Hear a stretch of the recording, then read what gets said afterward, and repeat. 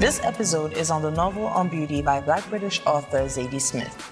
The story is about two families, the Belsies and the Kipps, whose male family heads are art historian colleagues and enemies.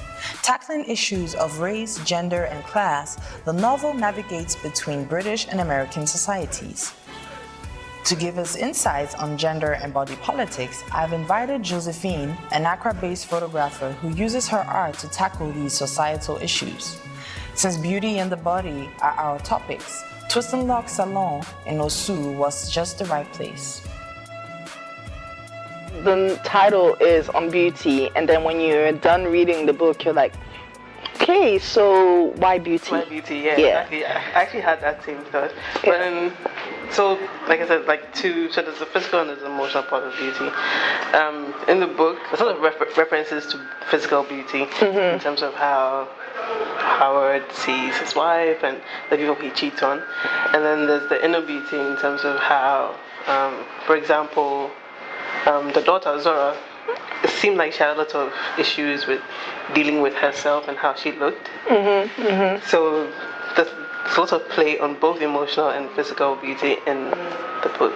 Okay, so Kiki is a character which I found actually kind of fascinating. I wanted to first know, what do you think of that character, Kiki? Like, what does she represent? What does she mean to you? I think Kiki found a balance between having her own sort of freedom and then also trying to conform to what society expects of her in terms of how she looks and the fact that she's black, living in this really overly white populated place with these academics. And in the book you can see that she was trying to always sort of find her way to fit in into that space, but still somehow found her freedom and found her place, and like she was really comfortable and like, this is my family, this is who I am, so I felt like she's a really strong woman, and to be able to find that balance between the two.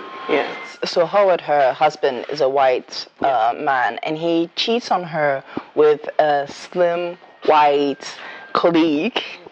Do you also see the way Howard is playing, maybe unconsciously, white against black? I don't think he was very conscious of it. I just think he's just drawn to much smaller women, irrespective of if they're white or black. Okay. Because eventually he cheated with Victoria, who is black. True. Yeah, who is black. I don't know. There was a line that Howard said in the book that really got me like so angry. He was like, so she was accusing him, telling him, oh, you humiliated me for sleeping with a much skinnier and white woman. And then the first thing he says is, I married a slim black woman. It just like came out to me. I was like, wow, he doesn't really understand the whole concept of like the female body and how it works. She bearing 3 children? Yeah, she had 3 children. You guys have been married for like 30 years. Definitely her body is going to change. And he just doesn't understand, or he didn't understand, or I don't even think he thought about it in that way. That definitely, just having one child alone, your body goes through a lot of changes, both emotionally and physically.